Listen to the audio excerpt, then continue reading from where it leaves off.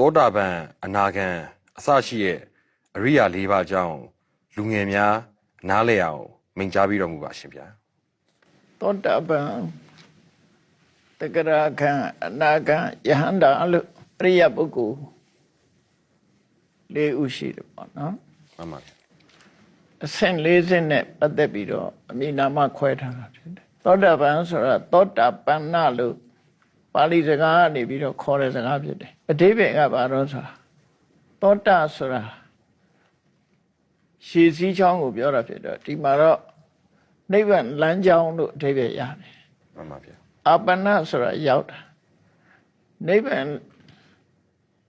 လမ်းကြောင်းနဲ့စတင်ဝင်ရောက်သူဆိုတဲ့အဓိပ္ပာယ်ရှိတယ်သူ့ရဲ့အဓိပ္ပာယ်ကနိဗ္ဗာန်သွားတဲ့လမ်းကြောင်းတွေကိုစတင်ဝင်ရောက်သူအဲ့တော့နိဗ္ဗာန်သွားတဲ့လမ်းကြောင်းဆိုတာဘာလို့ဆိုရင်သက်သောဘုရားဟောတဲ့မေဃသစ္စာလို့ဆိုရတဲ့မဂ္ဂင်၈ပါးအကျင့်တရားကိုပဲခေါ်တယ် မှန်ပါဗျာ အဲ့ဒီမဂ္ဂင်၈ပါးအကျင့်တရားဆိုတဲ့လမ်းကြောင်းတွေကိုစတင်ဝင်ရောက်သွားတဲ့ပုဂ္ဂိုလ်အဲ့လမ်းကြောင်းတွေကိုဝင်ရောက်သွားတယ်ဆိုတာဟာနိဗ္ဗာန်နဲ့နိဗ္ဗာန်ရောက်ကြောင်းကျင့်စဉ်အပေါ်မှာအမှန်မြင်ခြင်းနဲ့တန်တရားခင်းခြင်းဆိုတဲ့အခြေအနေနှစ်ရပ်ကိုရရှိသွားတယ်အမြင်မှန်သွားပြီဒိဋ္ဌိဆိုတဲ့မာရွတ်နဲ့အမြင်ကိုသူဖယ်ရှားလိုက်နိုင်တော့တကယ်ကိုမှန်ကန်တဲ့အမြင်တစ်ခုရသွားပြီ မှန်ပါဗျာ အဲ့ဒီလမ်းကြောင်းအပေါ်မှာတန်တရားဆိုတဲ့ဝိသိကိစ္စလည်းကျင်းသွားတယ် မှန်ပါ ဒါကြောင့်ဒိဋ္ဌိနဲ့ဝိသိကိစ္စဒိဋ္ဌိဆိုတာလမ်းကြောင်းအမှန်သို့မဟုတ်သစ္စာလေးတိုင်းကိုမသိပဲနဲ့မှားယွင်းနေတဲ့အမြင်တစ်ခုကိုဒိဋ္ဌိလို့ခေါ်တယ် မှန်ပါဗျာ နိဗ္ဗာန်ရဲ့ကြောင့်တရားတွေအပေါ်မှာ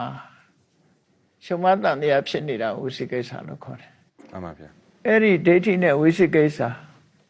ရှင်းရှင်းပြောရမယ်ဆိုရင်သောတာပန်ဖြစ်သွားတယ်ဆိုတာ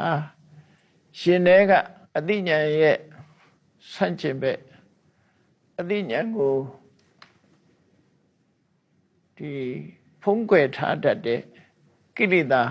နှစ်ခုကိုရှင်းလိုက်နိုင်သည့်အတွက်ကြောင့်သူဟာနိဗ္ဗာန်နဲ့နိဗ္ဗာန်ရဲ့အကြောင်းအကျင့်တရားပေါ်မှာလုံးဝလက်ခံသွားတဲ့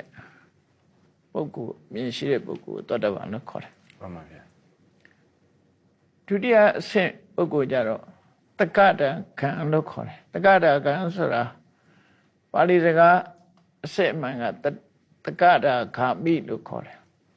အဲ့ဒီအဆင့်ရောက်သွားလို့ရှိရင်ကာမဂုဏ်အာယုန်တွေနဲ့ပျော်တဲ့ရပ်ဝန်းလို့ခေါ်တဲ့ကာမဘုံကိုသူတစ်ချိန်ပဲလာတော့မယ်တကယ်တရားဓမ္မနဲ့ပျော်မွေးတဲ့အဆင့်ကိုရောက်သွားမယ် မှန်ပါ တစ်ချိန်သာပြန်လာသူလို့အတိပ္ပယ်နဲ့တက္ကရာကမိလို့ခေါ်တယ် once returner လို့အင်္ဂလိပ်လိုပြန်ကြတယ် မှန်ပါဗျာ တခါပဲဒီကာမဘုံဆိုတာလူဘုံနဲ့နတ်ဘုံပေါ့နော်ကောင်းတဲ့ဘုံဆိုရင်လူဘုံနဲ့နတ်ဘုံအဲ့လူဘုံနတ်ဘုံကိုသူတခါပဲပြန်လာတော့မယ်ပြန်လာတယ်ဆိုတာလူဘုံနတ်ဘုံမှာပြန်မွေးရမယ်ဆိုရင်တခါပဲမွေးတော့မယ်နောက်ထပ်လူဘုံနတ်ဘုံဒီလိုကာမဂုဏ်အာယုန်တော်ထဲမှာတွေ့တာမှုတွေအားကြီးတဲ့ဘုံမျိုးကိုသူမလာတော့ဘူးဆိုတဲ့အဆင့်ရောက်သွားတဲ့ပုဂ္ဂိုလ်မျိုးကိုတက္ကရာကလို့ခေါ်တယ် မှန်ပါဗျာ အနာခံလို့ဆိုတာအနာခာမိဆိုတဲ့စကားလုံးကနေရတာအနာဂါမိဆိုတာနာအာဂါမိမလာတော့ဘူးဆိုတဲ့အဓိပ္ပာယ်ခုနတုန်းကပုဂ္ဂိုလ်ကတက္ကရာကံကတစ်ချိန်လာတယ်အနာဂံကျတော့လုံးဝမလာတော့ဘူးသူကတရားနဲ့ပြောမွေးတဲ့သမထကျင့်စဉ်အောင်မြင်ပြီးတော့သမထတရားဝိပဿနာတရားတွေနဲ့နေနိုင်တဲ့ပြမဘုံမှာပဲနောက်ဆုံးမှာပြမဘုံတော်မှာပဲလုံးဝစင်ကြယ်တဲ့သုဒ္ဓဝါဒ၅ဘုံလို့ဆိုတဲ့ မှန်ပါဗျာ သုဒ္ဓဝါဒဘုံနေမှာပဲသူဟာဖြစ်မယ်လူဘုံမှာလည်းအနာဂံအနေနဲ့ဖြစ်နိုင်တယ်ပေါ့နော်သို့တော့သူ့အနေနဲ့ဘဝမှာဒီအနာဂံဘဝနဲ့သိဆုံးလို့ရှိရင်တော့သုဒ္ဓဝါဒဘုံမှာဖြစ်မယ်ပေါ့ မှန်ပါဗျာ ကာမဘုံကိုဘဝတစ်ခုအနေနဲ့ဘယ်တော့မှ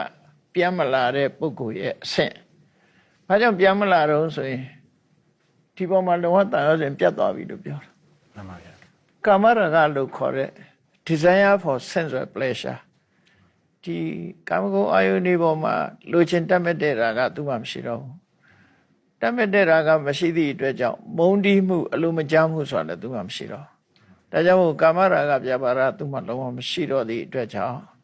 ဒီကာမဘုံကိုပြန်ရောက်နိုင်တဲ့အကြောင်းတရားတွေသူကဖယ်ရှားပြီးသားဖြစ်သွားတော့ဘယ်တော့မှပြန်မလာဘူး non returner ဆိုတဲ့အတိပ္ပယ်နဲ့အနာဂံလို့ခေါ်တာနော်အဲ့ဒီအဆင့်နောက်တစ်ခုယဟန္တာဆိုတာကြတော့သူကကိလေသာအသွားတွေလုံးဝကင်းသွားတဲ့ရှင်ထဲမှာလုံးဝရှင်းသွားပြီအတိညာဉ်ကိုကာကွယ်တဲ့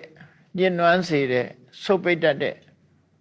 ကိလေသာတွေပူလောင်စေတဲ့ကိလေသာတွေအားလုံးဒုက္ခပေးတဲ့ကိလေသာတွေလုံးဝရှင်းသွားပြီအဲ့ဒီလုံးဝရှင်းသွားပြီရှင်ထဲကကိလေသာလုံးဝပြောင်းစင်အောင်ရှင်းသွားနိုင်တဲ့ပုဂ္ဂိုလ်တော့အရဟန္တာလုံးဝပူဇော်တတ်တဲ့လုံးဝသန့်စင်တဲ့ပုဂ္ဂိုလ်လို့ဒီအဓိပ္ပာယ်နဲ့ခေါ်တာသောတာပန်ဖြစ်သွားလို့ရှိရင်အပယ်လေးပုံကိုမရောက်တော့အပယ်လေးပုံကိုသူကြော်လွှားနိုင်ပြီပေါ့တဂရကံဖြစ်လို့ရှိရင်ဒီအပယ်လေးပုံကြော်လွှားပြီးကောင်းတဲ့ပုံတောင်တစ်ချိန်ပဲပြန်လာတော့မဲ့ဆန္ဒရှိတဲ့အနေအထားမျိုးရောက်သွားတယ်အနာဂံဆိုတာကြတော့ကာမဘုံတွေအလုံးလူဘုံနတ်ပြည်6ထပ်ခုနအပယ်လေးဘုံကတော့အစရရှင်းမိတာဖြစ်သွားပြီအဲ့ဒီကောင်းတဲ့ဘုံတွေတောင်မှပဲပရိသေရိ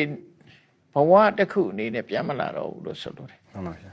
ဖျားဘူးတရားနာပြန်မလာတာပြောတာမဟုတ်ဘူးဘဝတစ်ခုအနေနဲ့ပြန်မမွေးတော့ဘူးလို့ဆိုလိုတယ်နော်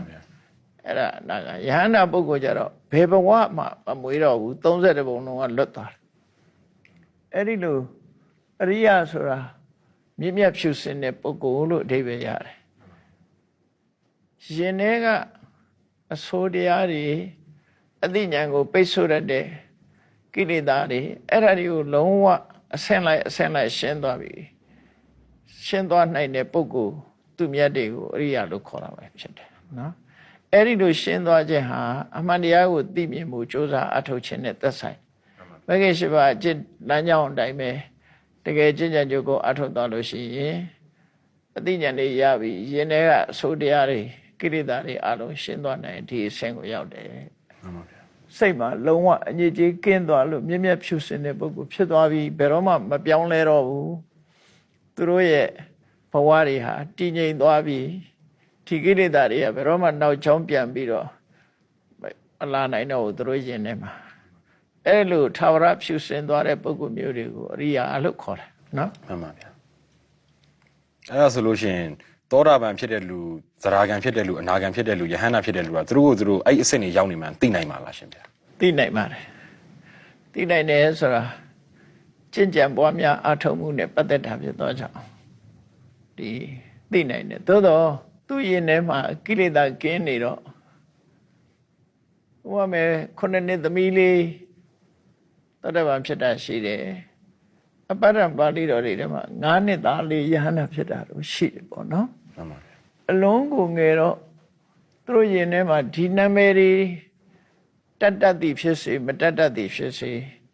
သူတို့ရင်ထဲမှာအစိုးတရားတွေမရှိဘူးဆိုတော့သူတို့ခံစားရတယ်မှန်ပါဗျာသူဘယ်တော့မှဒေါသမထွက်ဘူးသူဘယ်တော့မှလောဘတတ်မဲ့တဲ့လောဘတွေသူမှမရှိတော့ဘူးဘယ်တော့မှမုန်းတိမှုဒေါသတွေသူမှမရှိဘူးအလုံးဟာဘဝအကြောင်းနဲ့စဉ်းစားလိုက်ရင်ဓမ္မအကြောင်းနဲ့ပတ်သက်လိုက်သူရင်ထဲမှာရှင်းနေလို့တွေးဝေးနေတာတွေမရှိတော့ဘူးဆိုတဲ့သူစိတ်အနေထားကိုတော့သူသိတယ်မှန်ပါဗျာတေချာသိနိုင်တယ်ပေါ့နော်သိနိုင်တဲ့အခါသူအစစ်သတ်မှတ်တဲ့အခါမှာဒီဥပဒကတွေကမြတ်စွာဘုရားလက်ထက်ကသူတို့ပဲအဆင့်ဆိုတာမျိုးသူတို့ကိုယ်တိုင်ပြောကြတယ်သူတို့မှာကာမဘုံကိုပြန်လာဖို့တန်ရောစဉ်ဆိုတဲ့နောက်ရိုးတွေသူတို့မှမရှိတော့ဘူးလို့ပြန်ပြောလို့ရှိကြတယ်အမကုန်းအာယုန်ဒီပေါ်မှာလိုချင်တတ်မဲ့တဲ့တဏှာဆန္ဒတွေလိုရာကိုမရလို့အလိုမကျဒေါသဖြစ်တာတွေဒါတွေသူတို့မှမရှိတော့သည့်အတွက်ကြောင့်ကာမဘုံနဲ့ပတ်သက်တဲ့တန်ရောစဉ်တွေသူတို့မှကုန်းနေတယ်ဆိုတာကိုယ်မှတန်ရောစဉ်ရှိတယ်မရှိဘူးတွေ့တာမှုရှိတယ်မရှိဘူးဆိုတာကိုယ့်အကိုသိတယ်ပေါ့နော်အဲ့လိုသိသွားသည့်အတွက်ကြောင့်သူတို့ရဲ့အခြေအနေအဆင့်ကိုသူသိနိုင်တယ်လို့ပဲပြောရမှာမှန်ပါဗျာ